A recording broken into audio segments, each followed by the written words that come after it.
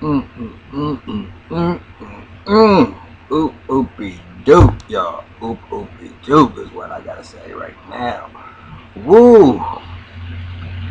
Power Season 3, Episode 10, the season finale in my best interest. Mm, mm, mm.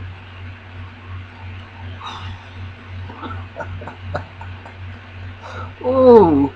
Some of the things just caught me off guard with this episode, y'all. But some of the things I'm gonna sit there and go to my preach mode, which I don't get. I don't think some of my other YouTubers, fellow YouTubers, actually get. Some of y'all do, some of y'all don't. But I'm going to give it to you the way it actually is. But before I get into it, just in case I might lose somebody, one, you want to watch this review, this recap all the way through. It is what you think it's going to be is not what it is. But I'm doing this disclaimer before because I'm getting ready to move to DC October the 13th. My goal is before I leave to have 100 subscribers. If you're already a subscriber, I love y'all. Keep on commenting. We are doing more than what we ever do. And I'm doing this on Power because this is where I get the most views and I get the most likes. And so I'm just saying, if y'all know anybody out there and y'all be discussing Power, be like, look, I know this motherfucker, or this bitch ass nigga, or whatever you want to call me. Um, that be giving these recaps or whatever. Check him out, subscribe. And I hope people don't think when you say subscribe that you gotta pay some coins because that would make me turn away from it. I ain't paying nothing to be subscribed. Does that cost? But anyway, I need more subscribers, y'all. I would like to have more subscribers, but I'm happy with what I got, and we're gonna make do with what I have. But y'all, let me tell you about in my best interest. I mean, two things of this episode. One of my subscribers said there and said, "Oh, well, Tommy's fucked because, um, that I mean, Luis was busted. I mean, I had that bug on him, so when it's all gonna come back on the Tommy or something." And I was like, "Damn, you're right about that." But it all starts back from that. I mean, because it starts back up with Ghost being Ghost is checking out the scene. And Knox is sitting there. So it really actually starts off with Knox standing out there waiting on Ruiz where they were supposed to be meeting at their little meeting spot. Talking about, Ruiz, where you at? Where you at? Come on. And he gets the phone call. He said, what? When? It was a phone call that Ruiz is dead. But so he show up on the scene and the cops are there and it's like, you ain't authorized to come up in here. When she flashed his ass and he said, get the fuck out of my way. And then I guess the cop in charge said, yeah, let him on in because he's the dipstick, the reason why we even out here. He said, nah, I hear that he's an informant that's off the books. Well, what can you tell me about this? And I said, well, I mean, yeah, certain little things we didn't get authorization for, blah blah blah. But we don't have it in the cards. But he turns out to be useful. He said, "You mind if I get a little closer look?" He said, "Yeah, maybe you can help us make some sense out of this motherfucking shit." So he does it real smooth. Goes in there, gets the top button, snaps it off, or whatever. He said, "Well, I got what I want." He said, "These fucking feds." So who does it? I mean, it like in the background is get Jamie or Ghost sitting in the car watching this whole scene go down. So he goes to Proctor. Now, your Proctor has said something. Regardless of whatever Proctor said, but Proctor said, "What do we need to send an email out for all your motherfucking fuck ups so people know what your fuck ups are? Because if I have never sit there and said." People want to say, well, Ghost is trying to hold everything together, and Ghost is trying to. I mean, Tommy's the one that's fucking up, and everybody's fucking up. What this is called in the real world is karma that's happening to both Angela and Jamie, aka Ghost. It's karma. What you put out there is gonna come back to you. And when you put out all this negative shit, nothing's gonna be right. In my past, all the things that I have done that I should not have done, and I might have benefited from them financially, came back on me one way or another. It doesn't have to be in that same form. One way or the other. Karma is a motherfucking bitch. And this is real talk and real. I mean, I'm just going to tell you how it is. Karma is a motherfucking bitch, and that's what's happening to Jamie. So he sits there and goes back and he texts Angela. He's texting Angela. Saying we need to talk. But this is the thing. His motherfucking bitch ass gonna go to Knox's place in the daytime, climb up the ladder and the building, break into. have the little tools to break into into his window to unlock the lock and get in there. He's going through like Greg is going to have like. This man is an FBI agent. You think he's just going, besides the little materials that he had hanging up in his room, you think he's going to have anything that you can be able to take out of there like Angela's dumbass did in episode 2, like the sketch that she had, of Tommy that you think he's going to be that careless? What in the fuck for real did you think you were going to do? And why would you do it during the daytime? Why would you do it anyway? You just already doing some hot ass motherfucking shit, but he did it. And Angela's ass comes in there. Greg, you here? I mean, this bitch coming in like they've been fucking for years and they done been together, and I mean, everything is everything. She done went from Jamie or whatever. I don't know why I was at first thinking she was just fucking because she was just trying to see what information he had. I don't know if she was catching feeling for the motherfucker or not, but all I know is it was a little bit extra. So she come in, go through all the rooms, see he ain't there, so she leave out. So Ghost comes out, and he got his gloves on. But then he gonna take his glove off because he's trying to get that thing to hook it to where it locks it back, and it falls all the way down. And he didn't touch the window, getting up off the thing. And I said, "Oh shit!" Yeah, I mean, Greg gonna notice that window was this is what I'm thinking. I'm not saying that this is what actually goes down because there's many things in this episode that went down that I didn't see fucking coming. Okay, many things in this episode that I didn't see coming, and this was an episode, and I was like, "Well, this is gonna be the finale coming up," and I was like, "How they gonna get all this stuff like panning out?" But there is shit up in this episode, and there's scenes that I want y'all to understand that I'm gonna leave to the end, so that everything is not actually in the order in which there was, but I'm gonna leave it. I'm gonna put one part in there. Maybe I'll put it in for the end. Okay, so maybe I will. But everything's not in the order the way it was. Okay, so he didn't drop this thing, so he's at fucking anger, just goes back down up the fire escape or whatever.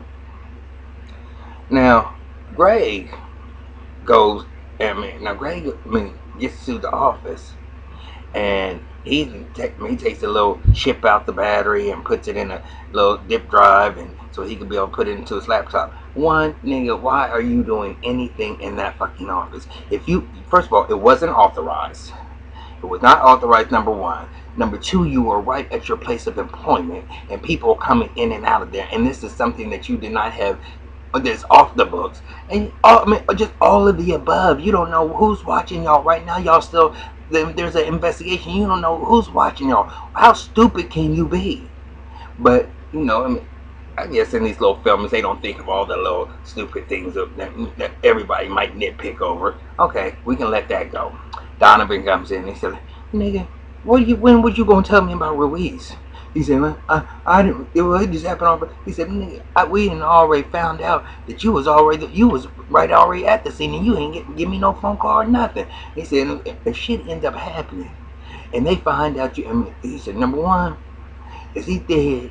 And it's something, me and you, both our asses are on the line. But if you were choosing him off the books, we can both be in prison, and we both gonna go down. But it ain't looking and if you have something, then you better make sure it's something very good to maybe even try to, so we can possibly be able to save our ass."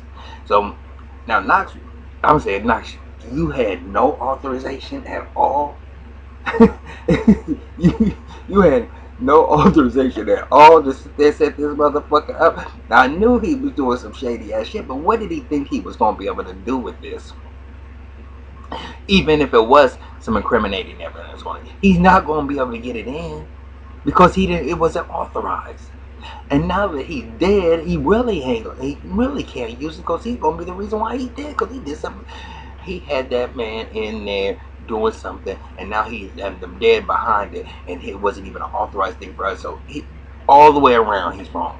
So he goes to a dude in Homeland Security, and they sitting there listening to it. He's like, "Man, I thought I taught you better than this. You ain't gonna be able to use this motherfucking shit." He said, "Now we might do it all the time, but that's to stop some terrorists or something like that. But not for you just using it because you have a vendetta against some bitch that sit there and set you up, and not no pussy. you crazy." And I'm thinking in my head, this is where my thought process is. So I mean, I don't know where y'all might be in it or not, but my thought process is, Greg, you doing too much, motherfucker. Really, you are. I mean, I know she fucked your career up, and I know I was sitting there saying I wanted her to get in trouble or have a little heat on her or whatever, but you just doing too much, and you involving too many people, and you want to have to watch your back in so many different ways, but you was all, your whole motivation, your whole gas behind why you was doing everything was because this bitch set you up and you want to get back at her. And you ain't thinking about none of the consequences. You just thinking, oh, I'm Agent Cox, and you everything you doing is in secret. So you know what you doing is wrong because it ain't authorized by nobody. And so, I mean, so now you just going off of emotions. You just trying to get back just to get back. And I'm like, oh, Gray gotta go. Okay. I said, this is what I'm saying. I'm thinking to myself, Gray gotta motherfucking goddamn go. So Gray called himself me and Mr. Billy Badass. So Angela finds out, because Jamie has sent her a text, we need to meet. And she was in the meeting when everybody was being told that, oh, I love me some Miss MJ. I love me some Miss MJ. MJ comes here and be like, look, everybody, Mr. Knox was killed. We found the burner. That's the one the burner that was in communication with the Lobos crew, and that was in connection with the burner that was in connection with the one Lobos had, and the burner that they was trying to find. And she said, so everything leads back to Greg Knox. So this whole investigation is closed. You're all clear, whatever. So Angela fucking she's tripping because they said that his window was unlocked. So she said, wait a minute, Greg doesn't leave his window unlocked. So she meets with Jamie, and she don't meet with Jamie until after that, because okay, I missed the whole part.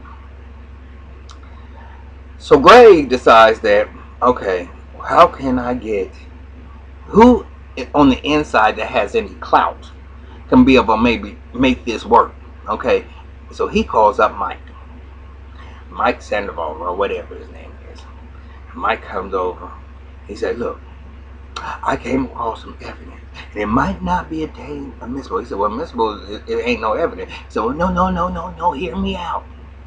Now, earlier, Mike had called over to the federales to ask about whether somebody was calling to get some information on Hugo. And no, they didn't give him an answer. He said, well, have them call me if they do. So they was calling back. So while Mike was there, he goes in the kitchen, and the federales called back and said only person that had even called was Mike Sandoval. And he said, oh, okay. So now Greg is thinking in his head about when Mike was coming out of Hugo's apartment, and he's piecing it together.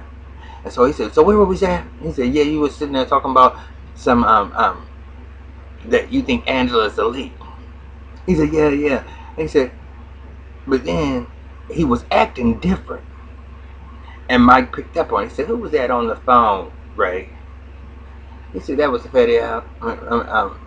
federales. He said, remember you said that you were going to check up on something? You never checked up on them, did you?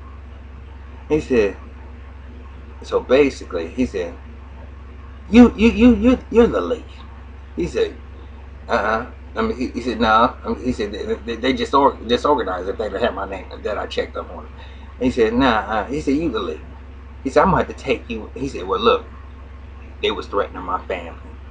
And I mean, I had to do what I had to do. He said, no, everybody. He said, I didn't have no choice. He said, everybody has a choice. I said, well, now you got this Angela thing. You got Mike. You doing? I mean, I'm saying, Greg, you doing too much. You doing way too much because now you got Mike now that you gotta be worried about. You got, and plus all the evidence that you have is shit that you have that was illegally got. I don't know what you planning on doing with this, but nigga, you got the motherfucking goddamn go. Well, Mike had already came in with the whole plan because he had silencer on and all already. That he was going, so he pulled that gun. I said, look, man, come on. If you kill me, what's that going to mean for your daughter that you a murderer or whatever? I'm sitting there saying, nigga, if he was willing to sit there and lose his job and do everything else he was doing so his family would be protected, do you think you gonna talk him into letting you take him in? And he got that motherfucking gun. He said, yeah, you right. He put the motherfucking gun down to the side. Greg was coming at him. Bam! Right in the neck. And then right in the heart. And I was like, yeah, nigga. I was thinking it was going to come down the pike a little bit later on, but you motherfucking ass is gone, right? Okay, so anyway, when Angela meets with James, once she finds out that the investigation is over because MJ came in and said because Knox was dead, everything was closed. She texts Ghost back saying, "Where you at?" Now his motherfucking bitch ass gonna meet her at the little restaurant where they met when he first met her. In the first season, and they had their first little lunch date or whatever, where she likes the French fries, a little ice cream shop or whatever the fuck it is, and like, baby, your motherfucking dumbass still love the bitch, and after you didn't see her t-shirt and panties on, over on his motherfucking bed in his bedroom. You know she's fucking him. You fuck Tasha. All that motherfucking bullshit, and you still on some other motherfucking shit. But he said, look, was you gonna tell me about Greg? Because he pulled me over yesterday. He said, and he even asked me if you had something to do with it, and I protected you. He said, I'd do anything to protect you. Well, why do you do that? Because when he said that, she still ain't told him that Greg is dead yet. He does not even know up to now, he doesn't know Greg is dead. And so, well, he does now. I take that back, he knows now. Yes, he does, but anyway.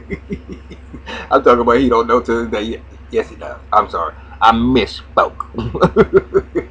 But anyway, so she's sitting there, when he's sitting there saying anything, so he put his hand on her. She's like, no. She said, I was just, he said, well, you still love me and I still love you. She said, no, I was just only doing this because it was to protect both our interests. But it's over now. She said, why'd you even bring me here?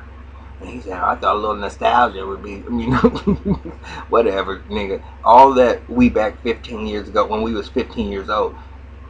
Leave that shit when y'all was 15 years old. You're not 15 years old no more. Trying to go back and try to make it like it was the way it used to be. When I hunger for your love, desperately make it like... That shit is over. Regina Bell sung that way back when I was in the 80s, I think, 88, 89, or whatever it was, or maybe early 90s. That shit is dead and gone. So, so she wrote up out there, well, that bitch gonna go to Knox's house and go outside on the window, have her little fingerprint stuff, and I said she gonna find that fingerprint, because his dumbass took that glove off, so he could be able to hold that piece a little bit better, and then drop the shit, and then put his hand on the glass. I said, she gonna find that motherfucking print. And sure enough, she went and ran that shit. Now, let's switch all the tables around. Ghost set up the people across the street with some drugs. So Karen Baston had this big old party already planned, and so he already had it set up to where they was gonna come over to Truth. So she over there, and they settling everything, and Milan's up in there with all his people. Of course, their ears are everywhere. And okay. Proctor basically earlier had said to Ghost, if the shit comes out, you and Tommy both are fucked. Okay, but everything seems to be going well with this party. I just wanted to bring that point out, and I know that's way off the topic, and that is my bag. But so he happy about that. But Milan hears this shit, and he's like, oh, wait a minute. He told Tommy, pump the brakes real quick. I mean, until after these contracts are signed, because we need them contracts to be signed, because they have an empire, and and once Ghost has that, you know, he said, well, what you gonna do about? I mean, if she has a fancy for Ghost, you know, I mean, it seems from what I'm hearing and seeing that she has a thing for Dre. And you know, eventually Drake can just be able to slip into that position, and Tommy can still be the king of the products and everything else, and about moving the products in the club. So it's all lining up. So Tommy is a fascination for me, because I thought Tommy last week when he went to Milan and said we got to kill Ghost. I think, and that's all was a part when Tommy said I'm gonna come up with the plan. Tommy finally came up with the plan, y'all, and I like the plan. And and see, one of the things in the plan before we even get to the plan was Ghost went over to Tasha and he's like, "Look, Tasha, do you know Tommy killed Ruiz? I mean, and the only person he said he knew that shit, and because he felt like he don't want to get out." She said, "No, you know Tommy don't want to get out. Not everybody wants to get out." He said, "Because I thought everything was just gonna be gravy. I mean, that he's all gonna be." No, Ghost, it's not always your plan. It really isn't. So she hit Tommy up. But then he said, I thought everything was cool between me and Tommy because I helped him out with Holly. Now, Tasha still doesn't know Holly's dead. She just thinks that Tommy must have got mad at her because, or her being pregnant. That's what she's thinking in her head. So she told Tommy to come over. And she said, Ghost can never know that I had anything to do with that me and you had talked about Ruiz, that I told you about Ruiz. And he said, nah. He said, look, just believe me. She said, I'm getting tired of you and Ghost talking about, trust me, I got a plan. Everybody got a motherfucking plan. She said, Tommy, bottom line, he's still the father of my kids, and so I got to look out for his ass too, regardless of how me and him are. He said, look, Tasha, it's going to benefit all of us around if you just stick to the plan. She said, well, what's this thing about Holly? He said, Holly. And then my eyes go, nothing, T. Just stick to the plan. So, what the plan is, where am I at with the story? Because I went all the way back to the top. So, Milan told him to put a hold on that. But, that's what I'm saying. When Tommy went back to Ghost and they met up, he said, about damn time you here. He said, Milan's gonna kill you after you sign them papers. That's what his plan is. He wants to wait until you get finished signing those papers, Karen Bassett, and then he's gonna take your ass out. He said, but you guys sit there and work with me, and we're gonna do this plan. Now y'all remember the old dude who keeps on riding Tommy? That's Milan's man, because he feels like Milan is giving Tommy more power, or catering to Tommy more than he's catering to him, and he's been loyal to a fault. He's the one that Milan slapped in front of everybody and basically treating him like a little motherfucking bitch. So Tommy said, met up with him. He said, ain't you, he said, I told you not to come strapped. And he and he pulled out a gun on him. He said, well, you think you gonna kill me? I mean, that's gonna solve your problem. Nigga, if I was gonna kill you, you'd be dead already. He said, ain't you tired of getting slapped in front of people? Don't you hate the fact that he's giving me more attention than he's giving you? So what you really fucking do? He said, I'm trying to do something that works out for both you and me, but I gotta motherfucking trust your ass. That's when this whole motherfucking plan comes together, y'all. But in the meantime and in between time, that motherfucking came. Now, y'all, I thought Kanan was a motherfucker, okay? I did. He got motherfucking Dre in the Tyreek in the motherfucking car, and he's sitting there in the hood giving him a package. I thought it was drugs, but it was a gun. Telling him, go take that to Ray Ray. And he said, well, what's this? He said, nigga, oh, you ain't motherfucking ready. I thought your motherfucking ass was ready. You know, and Tyreek, when you a nigga that comes from a wealthy family, you trying to act like you hard and you down, you gonna do some dumb, stupid ass shit. And he said, no, I do it. So it's Ray Ray. So he go around there, around the corner, and you know he out of place looking anyway, because he is not no thug. I mean, young thug nigga. He's not. You can tell he was not from the hood. And he go up to Ray. He said, you Ray Ray? And he taking the package and like, he said, nigga, what the fuck? He said, you ain't doing that shit right here. And so they go in the little alley. He's like, so you got my shit? He said, so Tyreek give it to him. He opened it up as a gun in the bag. He said, yeah, this is nice. It's nice. And so he said, then said, pulled out some handcuffs. I said, an undercover motherfucking cop. I said, Tasha and I'm gonna have it. Oopie doo. Now he gonna have to deal with this motherfucking shit. And he gonna have to tell who Slim is. And then Kanan's gonna be found out. All of this type of stuff is going through my head. Undercut. So Ray Ray takes him to the car, to the police car. Guess who's in the motherfucking police car, y'all? Guess who's in the police car, y'all? Jukebox. And I said, ain't this a motherfucking goddamn bitch? So they sitting there trying to say, nigga, look, nigga, your little rich ass motherfucking ass know you in the wrong, in a bad position right now. You need to tell us where these guns come from, because they gonna take care of your little sweet ass up in motherfucking whatever the juvenile detention hall is. And Tyreek still got that look, like that hard look.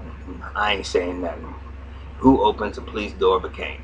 He said, how did she say, little nigga held up. That motherfucker held up. And they said, yeah, look at that motherfucker look. So Tyreek dog felt a sigh of motherfucking goddamn relief. And so they take him back to the house. And Jukebox was sitting there saying, no, so they Jukebox and Ray Ray sitting there talking about, oh, you dad? I mean, he said, I don't give a fuck about my dad's money. My family get on my nerves. They just fucking liars, and they get on my nerves. I don't even ever want to go back there. They said, oh, you said, well, just to throw it out there. How much you think your dad's worth? He said, I don't know, a lot. They said, well, a lot. You know what I mean? Well, y'all got Mr. Belvedere at your, downstairs in your lobby. To open up your door, right? He said, no, we got an elevator. You know, they don't have no front door. That elevator comes up into their apartment. That's their front door. And so they said, oh, an elevator. So Slim's over. Slim Kanan is over there. Said, Juke, let me holler at you. He said, she's like, you didn't tell me the ghost was balling like that. She said, and how was you planning on using? He said, well, I was planning on using him to get connected for them rich white people. We can hit them up, and he could be a good. She said, nigga, please. You got a rich ass man's son out there in your living room. Use that as a ransom. And you can have both things. You can get back at those two ways. You use him as a ransom to get the money, and plus kill the kid and get his after his heart. That's the plan, right? She's like, bitch ass nigga did not teach you better than that. And he's like, oh yeah, right. So Tasha looking for Tyreek when she gets home. From the party. And I'll tell you about the party in a second. But Tasha get home and she looking for that Tyreek. And cause Raina, is it Raina? Yeah, I think it's Raina. The daughter is sitting there. She's sitting up, and she said, "What you doing up so late? Where's your brother at?" She said, "I don't know. He said he was going to hang out with his buddy Slim." She said, "Slim, who's Slim?" So Tasha calls the phone. He ignores the phone. They done got him all drugged up and what's his name? She said, "Well, he been answering the phone for me." So they done gave him something to knock him out in history, because he's sitting there drinking the liquor or whatever. And so he said, I need to go home because my mom's going to be worried about me. He said, but this lean feels a little bit different than earlier. She said, well, that's the way we do it down in D.C. I said, D.C. in the house. And so he's like, so he passes out. She said, Now motherfucking never, nigga. Shit, you talking to motherfucking shit. We about to be about the motherfucking goddamn shit. And so he take a picture with Tyreek out and send that to Tasha, said, pay or else. And I said, ain't this a motherfucking bitch? That's gonna be season 4 and 5. I forgot to tell you, I done read up on there. They already been approved for season by Stars for season 4 and 5 already. Because this show right now for Stars Original is grossing more viewers than any of them. Just like Empire came and did this, crushing it. So it's gonna be a season 4 and 5 already off the rip. So, and I kind of figured that out. I'll talk about that a little bit later. So now we got the party, and we don't know up until this moment. We don't know what Milan's, what Tommy's plan is, or Ghost's plan is to motherfucking get rid of Milan. But it's Tommy's plan now. Okay, so they're at the party. Success. You know how truth goes when they throw their parties, and if all the stars is up in there and he's up in there in his suit and he's looking all glamorous or whatever and looking like the boss he is, the bastards are sitting there kissing him. I mean, all happy. He signs the contract, but before he signs the contract, Dre lets in all his little hood friends. They all dressed up in motherfucking goddamn suits like they servers and stuff, and they say, look, nigga, there's a whole bunch of white folks up in here. Don't get all happy to trigger act, because they don't have no problem calling 911, and y'all gotta be on y'all's best motherfucking behavior. I didn't know what was getting to go down. Okay, I didn't. But the shit was kind of awesome, yo. For real. How slick Tommy was able to come up with this plan. Okay, because this plan was woo. So, so that happened. So he can sign the paper, everybody's toasting or whatever. And so now he's walking off, and Malaka, so we need to talk. So I ain't talking to your motherfucking bitch ass. And so Malaka would say, oh, this motherfucker man feeling a little cocky right now. He said, well, I don't think so. He said, are you feeling that confident? He said, nigga, you think that you so protected? And all his people, for every one of his little goons that he had stashed throughout the club, all the people that Dre had let in, came right up on him, gun in their side, saying, nigga, come the fuck on. You can flinch if you want to. Flinch if you want to. So he done hustled on all up. But there was that bitch that was over at Tasha's that came with Milan to dinner. That bitch thought she was Gary Slide up there. Motherfucking Tasha came in. Because when Tasha got there, she said, bitch, what you doing here? She said, oh, this is our club too. Tasha didn't say nothing. She just, walked off as the bitch she, diva bitch she is. And didn't even respond and, get no beef with her. But when the old girl thought she was getting ready to sneak up, do the little sneak attack, Tasha came up on her. I said, they had every angle covered. Every angle covered. So they take Milan back to the warehouse. And he's doing all this yada, yada, yada, yada. He said, oh, you done finally stepped up, huh, Tommy? He said, yeah, motherfucker, so what, motherfucking what? But let me tell you, this is where it's all going to end for you right now. And both at the same motherfucking time, they lit motherfucking head and all. It was not going to be no questions if this motherfucker was going to wiggle the fuck out. Headshots to cheek, boom, boom. It was like a dartboard. And they just hit right in that bullseye on his motherfucking goddamn head. And that motherfucker was gone. So y'all say, okay. Because first of all, y'all, I didn't think they was going to be able to get rid of Milan. I really did not think that was going to happen. That's where I'm saying, I guess I can't know everything. I cannot know everything. I didn't know that they was going to get rid of Milan. I did not have a clue on that one. But they did. Okay, but they did. And they did the damn thing. And I'm not going to be mad at them because they did that shit. So Ghost pops back at the club. And he's motherfucking, everything's just going so well. And Karen was like, and the father was like, oh, well, what'd you disappear to? And they was like, he's like, you know what, Ghost, what do you think about Dubai? I mean, next week, you going down there for like a week. He said, oh, absolutely.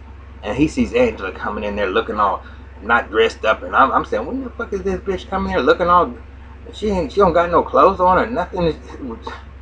So he go down there and he kiss. I said, these motherfucking white bitches think that you happily married to Tasha.